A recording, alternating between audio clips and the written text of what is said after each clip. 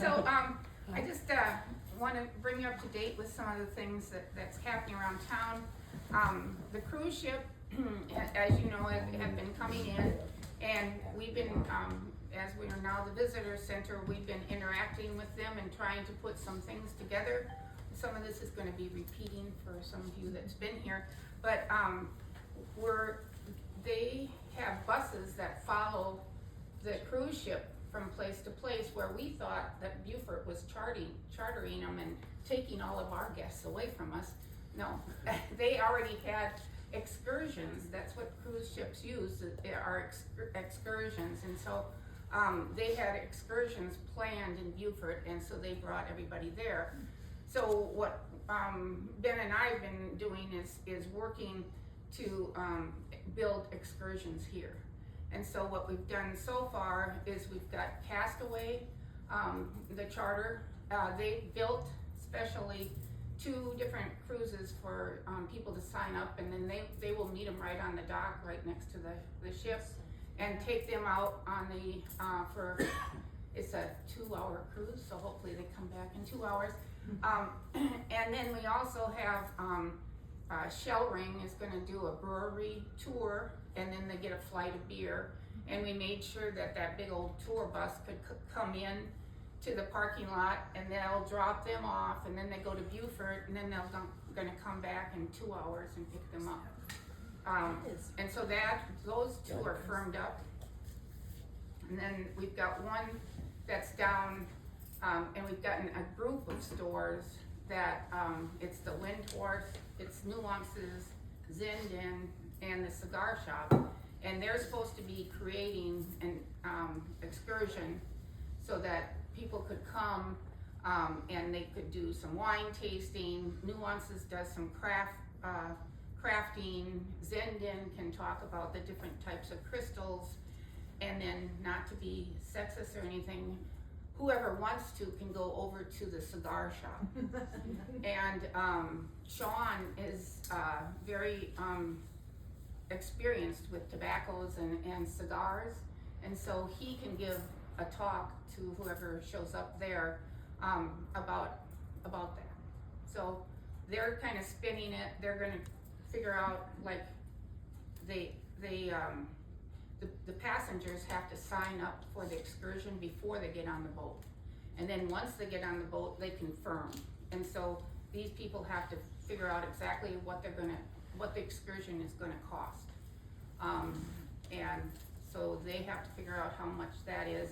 I've also been talking to Wellness Collective, and we're going to see if we can get maybe somebody to come in for a spa day there, or maybe they take facials to the cruise ship.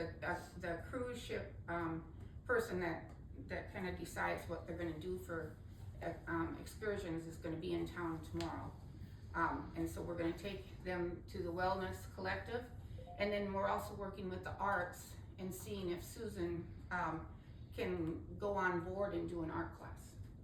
So that's kind of where we're at.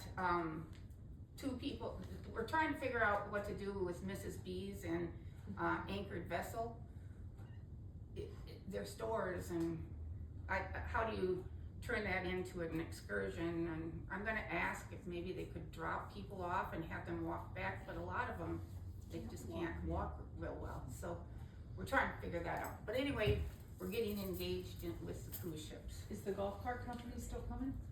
So the golf cart, and you can help me out with this. So the Gullah, there's going to be a Gullah shop opening, and they're from Bluffton, and you can take it from there. Yeah, Nate Pringle has his own Gullah Tours in Bluffton, and he is a native of St. Helena Island, and well, Bluffton actually, but his family is from Sam's Point area. And Sonia, I can't remember Sonia's last name right now, but she's an artist, and she lives in Lake Point, and so she's already signed the lease for the building where Apex, next door to Apex formerly was housed. So she's already signed the lease. I believe March is when she actually will take occupancy of that. And we've had some conversation with Nate, who has the golf cart tours and gullah tours over in Bluffton. And so, it takes some of the liability off the town, and also the hurdle that you all was facing here, of getting someone, a provider to provide tours. He's licensed, he's insured, and he's able to fulfill those duties. So he's excited about it, and you know, we're excited also because again, that's another business that chose Port Royal. Yeah. And you know, and this is our way also of saying, hey, you chose Port Royal. Now here's some opportunities for you. And so he's excited about that. So I'm sure he's going to be working with Historic Port Royal Foundation and mapping out, you know, the course and so forth, and take his golf cart and pick those people up and take them around. And he's very knowledgeable. So he's going to learn the history, and he'll be able to narrate these tours as well. That's gonna be really nice. So, does anybody have any questions about the cruise ships coming in? The schedule is always in the Port Royal Happenings email. Which by the, I'm glad you guys showed up at 8 because the newsletter went out and it said that it was gonna be at 9, but I kinda text everybody so you were kind of aware. I have a question. Yes. Are those cruises year round or is it seasonal? It's seasonal, it's kinda like spring and then it's fall. Yeah. Maybe they take a break, right? So then, as everybody may have noticed, the Paris, rework construction is happening. And it's really gonna, right now they're kind of mapping everything out and it's not really gonna start for another week. I think that's what they said, Gail. There's, mixed reports about if we're gonna be able to get in here or not. They're gonna be bringing a large sewer pipe. We talked to the project manager, and they're gonna be bringing a large sewer pipe that goes in front of the villages. But we're gonna continue on. If we can't get into, if people can't get in here, then the museum will close, cause we just won't get very many people in here. But coffee and conversation will go on because I talked to Susan at the Arts, and she has a large room there, and so we can continue coffee and conversation there. And if we grow, I'm in talks with her about maybe moving it there, cause the room is probably twice the size of this room. So, do you wanna add anything? No, they're making progress, and I'm excited about it. So. Yes. There was also questions about, like what would happen if people, once we got the road constructed and then they would start working on Safe Harbor, what was gonna happen with construction trucks going over that. And the project manager, he was an interesting guy because he's the one that put in the Cypress wetlands, and he put the road in Paris, and he said this road has held fast for all this time, and once I put this road in, nothing's gonna happen to it. So he didn't guarantee it in writing, but he said that it should be good. Well, certainly this road has taken a lot of beating because this road has existed when the Ports Authority was there. So, and I mean, the condition of our road rivals these other roads, these washboards that's across the county and the state. So we have some great roads here in Port Royal, and a lot of traffic. It's a lot of traffic that comes through. Yeah. Heavy traffic. All right, and now I'm gonna tell you what's happening this week. There's gonna be, the police are gonna have a meet and greet, and it's gonna be at Springer. It's tomorrow from 5 to 7. And then there's a small business training class that's online that the town is offering. So if you're interested, you can go into the Port Royal newsletter, and there's a QR code there that you can use. And then this is a request for volunteers. The elementary school on March 20th is gonna have a career day. And so they're reaching out to people to come and talk about their career. And I know that a lot of us are retired, but we still have a past career, and we could still go in and talk about our careers and what we could do to inspire the youth to move forward into those careers. On Friday, there's a 5K stomp, and I don't know much about that. Ben, do you know much about it? Is that Saturday or? I thought it was, it must be Saturday. Mostly Saturday. Yeah. Yeah, so it's about the only thing I know about it. It would be the standard 5K route in town here, but it's for the school program up on Rebo. What's that called? The complete student. Complete Yeah, student. I think it's for the complete student right there. Or, Complete student, yes. yeah, we have a poster here. So. Are you gonna run in it? No, I'll be in Greenville. Okay. All right, on the 6th to the 7th, Beaufort Charities is gonna have a oyster roast. And, Charlie, you got anything to add to that? We also got Miss Karen here can add to it, but not Okay. part of the 6th and the 7th, the morning of the 7th, OpFob will be doing their breakfast that they normally do out at Ridgeland, right here at Live Oak Park. So anyone that's not been able to make it to Ridgeland, interested in what OpFob does, and it's tying into the oyster roast for sure, come down Saturday morning. All right. And I think Miss Karen may be recruiting for some wood splitters. We will be splitting wood on Thursday at, did I say 9 or 9:30?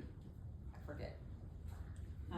Anyway, cause Bob splits all the wood for the oyster roast, and then we come back on Sunday and pick Morning, up Jim. whatever's left Well, to use 8 for our o'clock's a 22 little days earlier on than I fire. But wanted to be. if you decide to go to the oyster roast and you don't have your tickets yet, if you go to opbob.org and just look for events and that kind of thing, if you get your tickets through OpBob gets 50% of the ticket price right off the bat. Okay. That's our plug for that, but full disclosure, there's the Shag Club over here, sells tickets. I think AmVet sells Amvet tickets. sells tickets. There's a couple others, so you can even go, I would think Beaufort Charities website has the different giving partners that are selling tickets, but I'm not 100% sure. Okay. I avoid the computer at all costs. Okay, thank you. And then Windhorse on the 7th is gonna have encaustic painting class. Now, we're all wondering, because I was wondering what encaustic was. Sound a little dangerous, but it's beeswax, and then they mix paint color into the beeswax, and you paint with beeswax. So that's on the 7th, and I'm telling you a little early so you can get in there and sign up for it. And then there's Sundays, they have mimosa and music, and that's really nice. They have good music, and you should try. And then the arts on Saturday is having an abstract expression painting class. So if you're interested in that. And then I have a funny story to tell you. I have one thing. Yes. Friday at Gigi's, they're gonna be having a Kappa fundraiser also, and they're going to sell tickets for those who would like to pie anyone at council. So several of us will be there, participating in that. Of course, also, of course, Kappa is a great cause, and they're being hosted at Gigi's on this Friday evening at 7 o'clock. Okay, and anything else? That's about it. I've just looked at my calendar, and I think that's it. Covered most of the others. Okay. So my funny story is, as you know, I text or called most of you saying that we were gonna move it back to 8. And so Jim is fairly new, and I was trying to contact him, and the only way I knew how to contact him is through his shop.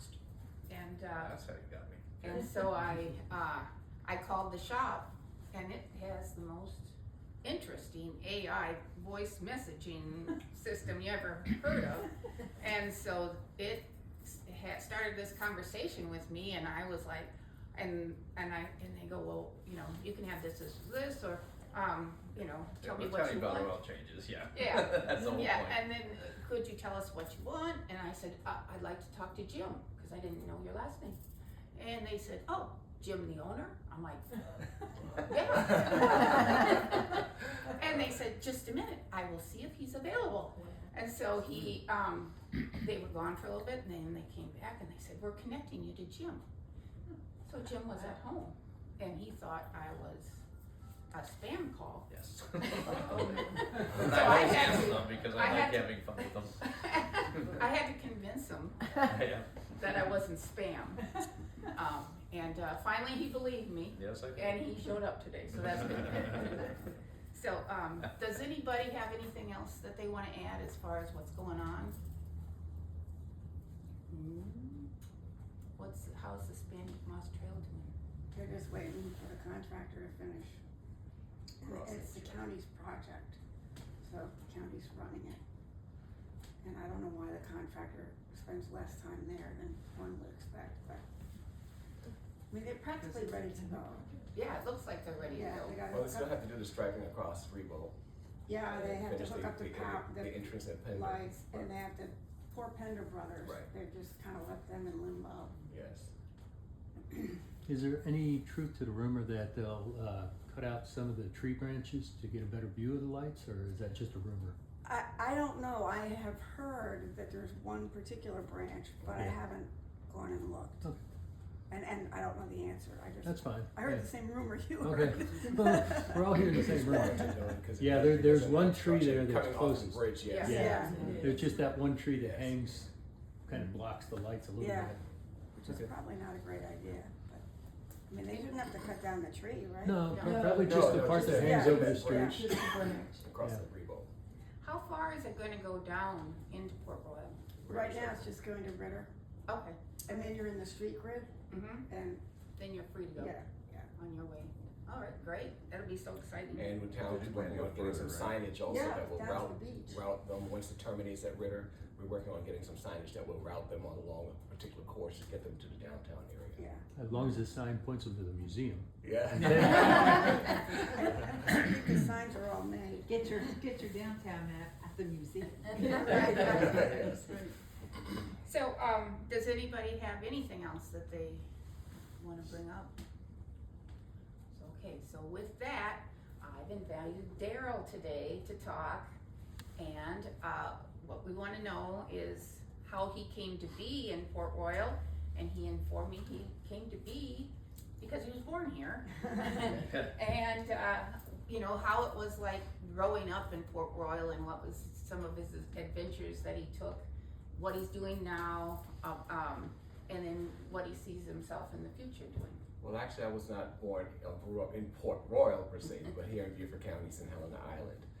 My father, actually, where he resides now, and it's incorporated into Port Royal on 170, and where the new fire department is. Well, directly next door, my father, across from the water tower, that's where my father lived. And Rich Bridges owns the property now and so forth. And so I have roots in Port Royal area that was not incorporated as Port Royal at that time, it was Burton. But I grew up on St. Helena Island. I attended Penn Center Nursery School. Oh, wow. And I also serve as on the board of directors or board of trustees for Penn, historic Penn as well. I grew up and went to school here. I spent my entire professional career in the school system. Started driving a school bus at the age of 16. And of course, you know, my father's a Marine, and once a Marine, always a Marine. My mother was a supervisor and seamstress at Garland Mills, if you all remember Garland Mills. That was out on Highway 21 Trask Parkway. I grew up as an only child until I was 17 and a half. Oh, I was wow. graduating from high school, and my mother would say, guess what? And of course, I had no problems with it because I'm on my way out, so they had someone else to keep them busy for 18 years. And so that was my life, but as I said, I served in the school system. I became the director of transportation for Beaufort County Schools for several years. Then I went and spent 2 years in Chatham County Schools as the safety operations manager.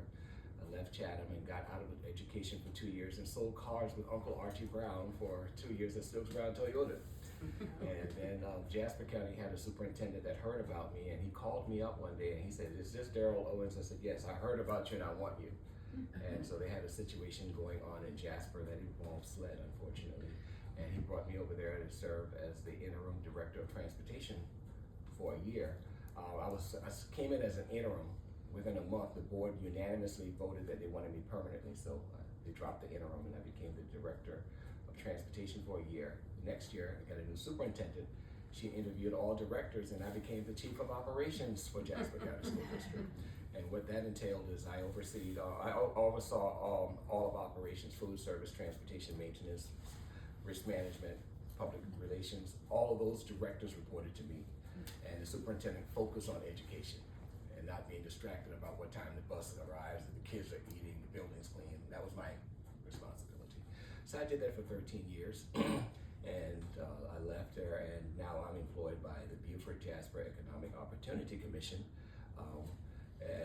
We provide services and assistance to low-income families and help with, utility bills, other resources. We provide Head Start for children ages 6 weeks up to 4 years old, which was signed into the Head Start. The law was signed in 1960 by Lyndon Baines Johnson. So that's been around for a long time. We're celebrating our 60th anniversary coming up next month at a gala. So that's what I do now as a facilities director or manager for Head Start. And how did I get into Port Royal? Being in the school system, I started out at Mossy Oaks Elementary after I graduated from high school, and I held a position there, and that position ended due to funding. And Sam's first wife, Winnie, was my godmother, and so she was working with me at Mossy Oaks. And when that position ended, she told Sam about it. And then Sam said, "Hey, Darryl, I got an opening over at Davis Elementary." So he put me over there and I became part-time media clerk and part-time attendance clerk. But then yet, the catch was I was his right-hand man. So he had me doing everything from media production, doing a morning broadcast, and some of everything, running the transportation, driving a bus. So I was doing everything over at Davis Elementary. And I was looking through the newspaper one day, because my wife and I were living on Shanklin Road in a mobile home, and I saw a house for sale by owner in Port Royal. So it was just right in our place across the street. And so I contacted the applicant, and we filled out the paperwork. And so Sam said, "I want you in Port Royal." So he bought the trailer off of us and put it in the mobile home park at Fort Frederick so that I could get the house here. Little did I know he had a plan. So all of a sudden my phone's ringing and so forth. "Hey, Darryl, we have this commission available. We have this commission." So I got involved in the design and review board and some other commissions and so forth. And when a vacancy came open for council, Jerry Ashmore and I ran, and of course Jerry edged me. And I think it was, I believe in timing. And I'm grateful that Jerry was able to capture the seat at that time. So Jerry got the seat, and then later, unfortunately, due to the demise of Vernon DeLoach, the seat came open again, and Sam said, "Hey, Darryl, you need to get your application and file and your fee in there and run for this position." So I ran against three other contenders, and it was a special election in May of 2017, and I won by 51.5% of the votes. Wow. And Wow. there's three With other three challengers. people, yeah, that's pretty good. Yes, and I say this also, and I'll say this also, not that race is a factor, but at that time, the African American population was 23% in Port Royal, and I had 3 Caucasians to run against me, and I still won by 51.5% of the votes. That's great. And so it's not a racial thing. It's like, I was taught in my job that your job is not to sit behind a desk. Your job is to build relationships. And I fostered those relationships in the community, in Mossy Oaks and so forth. And so I think evidently I did earn the trust of the people, because they thought that I was the best candidate for that position. November came around and I had to run for that seat again, and I ran unopposed. And Did you win? 51% or 100%. Yeah, and now I just completed my 3rd term in November. So Mary Beth and I ran again, and we retained our seats, and so I'm going into my 3rd term, and that's how I got involved in the operations here at Port Royal. I had the honor of being one of the moderators for the debate, when the seat was open. Yep, So, for seats. do that. I was married at the time, but my wife and I are best friends, and so people still think we're married because we still do things together. And it's like I get family members, you and Brenda back together, you and Brenda. Well, we're getting to our pastor marvel our relationship. They said, I just admire you all when you go places. You're laughing, you're having fun. I said, because we're best friends. We just had a mutual agreement that this is we're going to go pursue our own interests and so forth. And so, but we still, we raised 3 beautiful children. I have my oldest son. He's named after me, and he's a professional basketball player in his 5th season internationally. He's now in Dubai, and he's been in like 18 countries in the last 5 years. He has seen parts of the world that I would never get to see, and he just loves it because he signs these contracts. He gets his own place. He's had cars, gets free meals and so forth, and he's getting paid for what he loves doing. The other son is, I call them Irish twins. He's 14 months younger than my oldest. He graduated and he went on into the Army, and then he went into the Army National Guard. Recently he changed over to the Air Force, so now he's in the Air Force National Guard, and his certification now is an HVAC technician. Prior to that, he was a wheel mechanic, and he serviced worked ambulances and fire trucks and serviced those vehicles.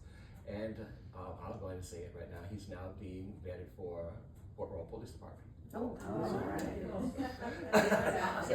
he told me last night, they've already called, they're doing all the background checks, and he's so excited, so he wants to join the Port Royal Police Force. So, and my baby girl attends Regent College and University in Virginia. She wants to be a drama teacher, but she's back home. She came back last night, and she's working back at Springer's, but she's transitioned to some online classes, but she worked at Springer's.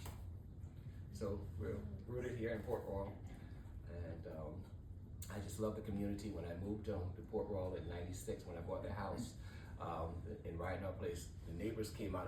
My house anchored. I was in the cul-de-sac, and everyone else was on the side of me, so I was an anchor. Everyone came out with pies and cookies and their kids and so forth, and Teddy and Rena Reeves' daughters, they practically raised my boys, they were babysitters and so forth, and they welcomed us with open arms, and we had these fireside chats out in the middle of the cul-de-sac, and that's what I love about Port Royal. And when I sold my house 3 years ago, Singh was one of my #1 supporters, of course, so I called Singh and I said, Singh, I'm looking for a place on the other side of Reebok Road on the water, and I don't want to spend this much money. This is what my budget is. And so she couldn't find anything. So she said, I have a friend that owes me a favor. And so she calls Carol Poor. And Carol invites me and shows me this property that she has. And she said, I never listed it and so forth. My husband and I stayed here during COVID. Do you like it? And I said, this is exactly what I was looking for, because I love tiny house living. I used to watch that with my mother, and I'm like, tiny house living. And so this beautiful studio apartment, and I look out the window, I get to see Paris Island, and I can see the bridge and all this stuff. And so what turned out to be a 1 year has now gone into 3 years. So I'm on this side of town, and I got what I want. And but I say that to say this also about the feeling, the sense of family. I have Ty next door, and I have Kathleen and everyone, and Singh was there at Apex. She would have dinners, and we would go up there and eat dinner together at Thanksgiving, and we sit on Ty's porch, we sit and talk all day, and you walk the streets of Port Royal, and everyone just is so warm and welcoming and so forth, and it feels like family. And that's what I love about Port Royal. And I'm a cheerleader for Port Royal. People, I call myself a content maker. I'm always on social media posting foods, trying to promote our local businesses first. And then of course I go outside, and I go to places, a week doesn't pass where someone does not approach me. I was in Aldi's a couple weeks ago, and these 2 strange ladies walk up to me. We follow you on social media. We see you keep doing this here. I go to restaurants. People come here because they see us or heard about us from your posts. And again, I had Miss, she used to own Fiddlers in Rao. Yes, Miss Rao in Richland. And she's a fan of mine. And I was working in Jasper. She said, I just love watching your posts and so forth, because you're always celebrating and telling the story about Port Royal. We don't have that here in Richland. You know, and I just go on your post just to see what's going on in Port Royal and so forth. And so, you know, that I don't do anything just for the sake of doing it. I do it to make an impact. If it does not build a person up or edify, then it's not of any use. I don't serve on things. I've gotten opportunities. They want me to serve on this board and this commission, and Bridges, when they opened, they wanted me to be on their board. I don't do anything just for the sake of doing it so that someone can read all these accolades. If I feel that I cannot contribute and make an impact, a positive impact, then it's a waste of your time and my time. So that's why I try not to overextend myself. I do things that I feel that I can contribute and that will benefit others. And that's Darryl's story. Question? Yes. What drove you to run for the city council for Sam Murray. Sam Murray. When I see, of course, I wasn't attending, you know, regular council meetings, but I was on various boards, and so he was the inside man. So when those opportunities came, he said, "Darryl, we have a seat open, and you need to go ahead and file your application fee." And so I didn't question him. You know, I was like, I'll take this step. You know, and of course I didn't know anything about council. But still, you know, with him serving as a mentor, I trusted, you know, his judgment. He was passionate about me being in this role, so he had that confidence in me. So I said, okay, what the heck, I'll do it, and I did. And was not successful the first opportunity, but the second time around, he got on me again, and that was the timing. That was the timing. And again, you know, I don't see anyone as a challenger or a threat or a competition. I think we all have the interests of this town at heart. When I ran, Patty Crower ran against me. And Patty and I sat on election day in chairs next to each other, arm in arm. Because we, you know, even though she wanted that seat and I wanted the seat. And so we didn't see each other as threats. We felt that, you know, we were here for the best interests of the people. And how we believe, and Patty today still remains another one of my number one supporters.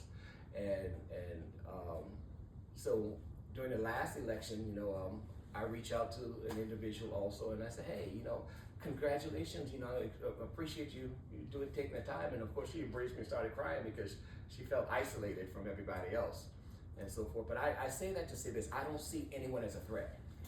I believe in the voice of the people. I said, if I'm doing a good job, then the people will speak. I had, after the debate that we had, the forum at Port Royal Elementary, I had people coming up to me that doesn't even live in Port Royal. What's your address? I want to send you a check. I want to send you a check.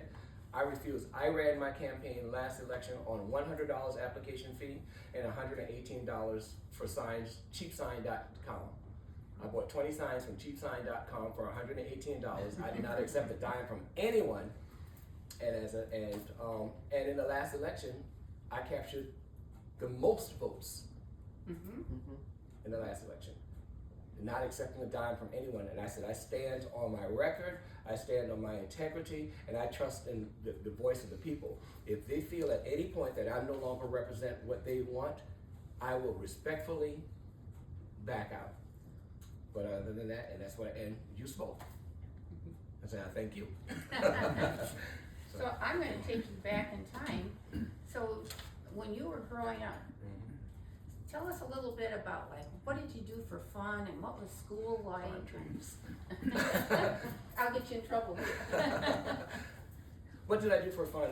My grandmother was a farmer, and she worked for the Trask. When they moved from Georgia, my grandmother became a caretaker for John Trask on Bay Street, and she raised the Trask. And every holiday, Freddie and John Jr. and all of them, they would come to my grandmother's house and bring turkeys and stuff. They took care of my grandmother. But she was a farmer. She worked for the Trask in the house and in the fields and in the packing sheds at Cane Island. She ran the fields, she ran the packing house. So I grew up with my grandmother being a farmer and living on the island. We were in the fields. I was out there picking daffodil flowers during this time of the year.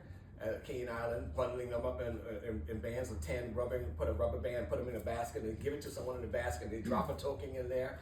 Then tomato season, you know, we were in a packing house. I was making boxes and running the conveyor belts and doing things, growing up in that life. So people look at me and they, oh wow, you did that kind of stuff? Yes, I worked the fields. I had 2 uncles that were commercial fishermen that worked on the shrimp docks over in St. Helena.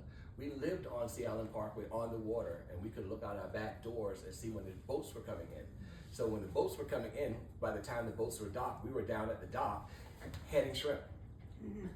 So I had the best of both worlds, you know, my grandmother's being a farmer, my uncles being fishermen, my father was a Marine, but then yet we had livestock. My father had, I don't know how many pigs. I said 100 pigs. I don't know, because we were taking them back and forth to Walterboro, you know, selling them and getting new pigs. And we had chickens, so when I came home from school, I had to change out of my school clothes and go feed the chickens and do my chores and so forth. So we had rabbits, and so I thought it was a great life. I thought it was the best world. You know, it's like, oh, you did that kind of work, but it was very exhilarating. You know, we did everything outside. You know, my grandmother had a watermelon field, and we didn't have seedless watermelon then. So of course we would sneak in the fields and we would break the watermelon open and get the heart and just eat the heart of the watermelon and move on to the next. And it depends on the season. We had figs, we had plums, we had pomegranate, we had persimmon. Depending on the season, we had muscadine, grapes. So we could live on everything outside. And I said climbing trees earlier because we had this big sycamore tree. And I climbed up on this tree, and I actually built a table up in there, and that was my place of solace when I would go up there and eat up on a limb of the tree. So we did some of everything. So That's perfect life. It was. Right, It totally. was. Yeah. So was it like a lot of people out in St. Helena? It's all agriculture, so a lot of kids grew up yes. like that. Yeah, I grew up like that. I grew up on a farm, but it was a little bit colder. Yeah. But yeah, we were always like, you know, you get off school, and nowadays, you like, my son was like, oh, I'm bored. I was like, I had all these chores to do. Yeah, and you know, again, depending on the season, I hated it. My grandmother had field peas. And so when that season came, they had these big croaker sacks, and they would fill them with that. And so we sat around, this person had the top of a roaster pan, and the other one had a roaster, and we sat around watching the Waltons, and we were fighting to get the peas, because this one wanted the dry peas because they shelled easier than the green peas. And some of them, the peas were like a light color, like the color of this wall here, and they shelled very easily. But we all had to shell peas. And we did canning during the summer, okra and tomatoes, and, you know, we did all kinds of canning, and my mother, they went and got peaches and so forth. So just to have that experience, you know, it was very exhilarating as a kid to have experienced those things. So, but again, it was family again, and that's why I pride myself and I love family, because this reminds me, because we were sitting in the dining room on the floor with a pan between our legs, grabbing peas and shelling peas and listening to Good Night John Boy and Good Night Grandpa, Waltons and stuff like that. So and that's how I grew up, even though I was an only child, but I was embraced. I was the eldest grandchild. And So you were the king. I was, because my grandmother looked out for me when my mother was, you know, she liked going out and so forth, and so she came home not feeling her best on a particular night. My grandmother would shelter me. Give me that child. And I spent nights in my grandmother's bed, because our house was directly behind my grandmother's house. Okay. And she sold some land, some property. And I think I was a teenager. I was around 13. I know it was the early teens. And she called me Bat. That was my childhood name, Batman. And she took me in her bedroom and she said, come here, Bat. And there was a white envelope on the bed. And she said, I sold some property, and this is your cut. And, you know, about $500. Wow. And then to me, that was $1 million. Yeah. You know? And so my grandmother looked out for me, and when she passed a few years ago, I got a letter from Mutual of Omaha, and I thought it was a hoax. You know, we expressed our condolences and so forth, and you were named the beneficiary. And I remember growing up, these insurance people would come to your house, and we call them peddlers and so forth, and they get these little blankets and all kinds of stuff, and these nickel-dime policies. Well, my grandmother took out one of these nickel-dime policies, and she left me as the beneficiary, and I got a check for $900 and some odd after my grandmother passed. Oh, wow. So she had me in mind as her eldest grandchild. So. That's cool. And so what was the schools like? School was fun because back then, we had May Day, ring around the pole, and all that stuff. We had the May Day, a lot of activities and so forth. I joined the band in the 5th grade. I played a trombone for 7 years. I marched in junior high, middle school, and high school. Life was great. I didn't play a lot of sports. I was the musician that we traveled. We traveled with the football team. We traveled around in competitions and so forth. And I had a good life. Do you still play? No, I don't. I can still blow it, but my trombone it broke, so of course I didn't go out and invest and buy another one. But a lot of my teachers, Shirley Hayward was a guidance counselor when I was in junior high school. She served on the council. A lot of Arlene Bates, as a Port Royal resident, she was my high school teacher. And a lot of my teachers, I don't know if I was the best student or not, I can't say that, but I was disciplined because my parents were very strict. And my father graduated as valedictorian of his class in New York. And then he went into the military, and he tried to mold and make me a little him. And of course, I resented that. So I ran from the military and went the opposite direction and so forth. But I didn't like how he tried to enforce things on me, but I still carry and I benefited from some of those things. I just didn't like the tactic and style and how he did it. But still, but I appreciate what he did. And a lot of my teachers, because I look at a lot of my classmates and friends and I see the path that some of them took. And I said, life is choice driven, we live and we die by the choices that we make. And I'm grateful that I've had people in my life that, saw something in me that pushed and helped me along the way. And I went back to all of my teachers that I saw and I said, I would be remiss if I did not thank you for the deposit that you placed in my life. Whatever that amount was, I want you to know that I do appreciate whatever that deposit was that you placed in my life to get me to where I am today. Not to say that I was perfect, but I'm appreciative of the path that I've taken. I've had challenges in my life. People look at you on the outside and they think that, but they don't know when we go home what we deal with. We all have our issues and so forth. But I don't think the world needs to bear your Oyster? Yeah, oysters. So, but you make the best of it, you make the best of it and, move on. We will have tribulations in this life, but be of good cheer. And I think it makes people stronger. absolutely. Yeah. Trials come to make you strong, exactly. And so I was told also, if you're without a test, you don't have a testimony, so. Charlie. So with your agricultural experience growing up and Port Royal's current new development lot size is getting smaller, we ever give any consideration to a community garden? I've not heard about that, but I like the open land trust stuff like that, where we are protecting and preserving properties. I like the tree ordinance that we have established in Port Royal. That topic has never been presented to us, but I'm always I love botanical gardens and I love nature.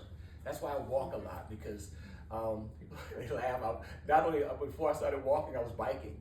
I biked over 36 miles one day. I left here and I went across the bridge and ended up on Seaside Road and ended up down on Seaside Bar and Grill, came back on Trask Parkway and Sea Island Parkway and went down on Sunset Boulevard off of Sands Point Road and made a big loop and I tracked over 36 miles because you get to see things and experience things that you don't see in a car.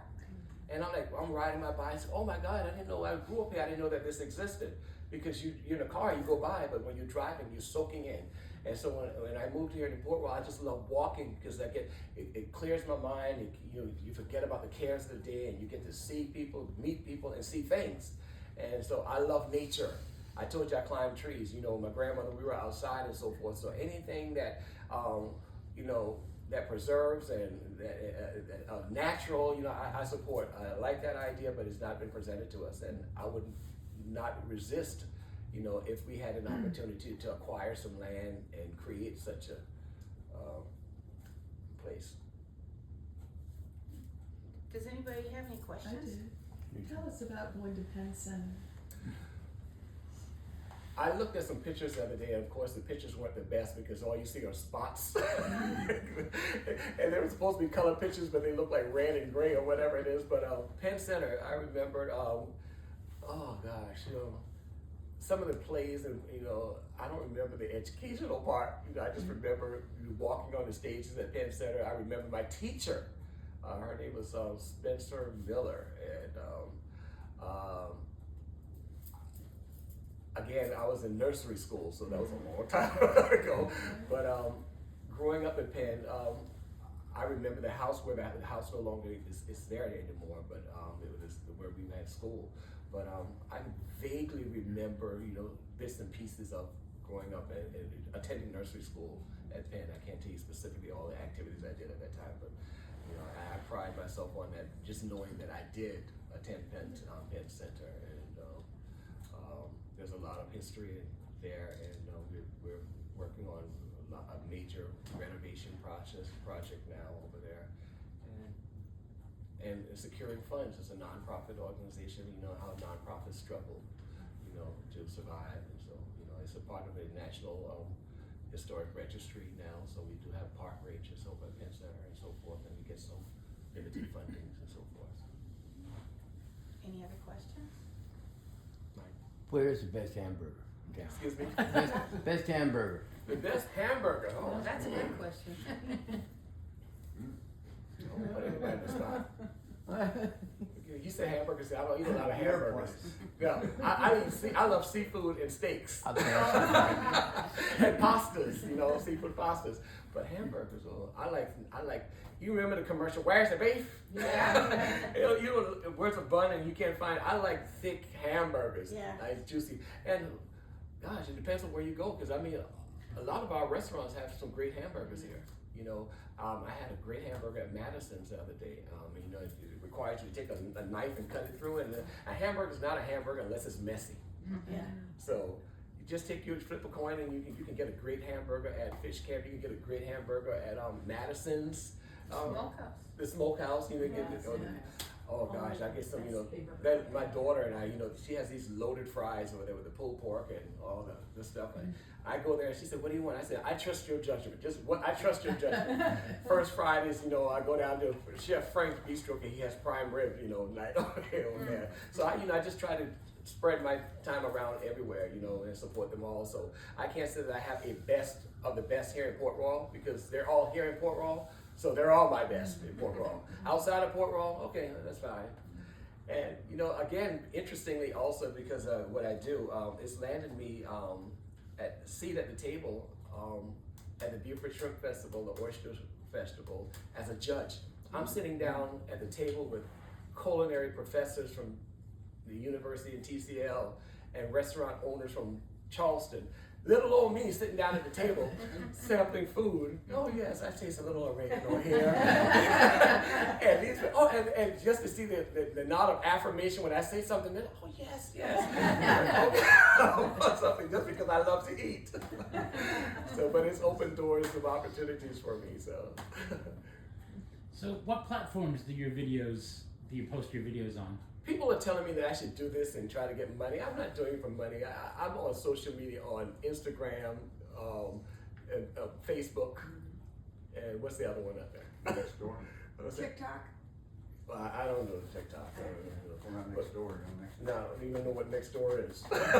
But essentially, Instagram and Facebook. Those are the two platforms that I'm typically on. Here, I just thought you liked to eat. I do. I really like it. That's why I have to walk. Any other questions? Thank you so much for coming. Thank Oh, you, Darryl. tough crowd. Wow. But I appreciate you all. I really do sincerely. I wouldn't call any place home other than where I am. So thank you all. Thanks. Thank you. So Thank you. next week, one of the things that we're doing for the cruise ships are the museum. We're pulling in as many museum people as we can, but we're going to be doing, historical, presentations on board the ship. And so next week, you guys are all gonna be guinea pigs, and we are going to do, the presentation for the first time for you all. Next Wednesday, okay. Well, is it gonna be on the ship or here? Oh, Just the presentation? it'll be here, It's the one for you will be presentation, here, Okay. and then we'll move on to the ship. So, when we do the presentation, if you have any suggestions, and, you know, don't make us cry, but, yeah, let us know if there's things that, you know, we should add to it, or, yeah. So, until then, you guys have a great week. All right. On purpose.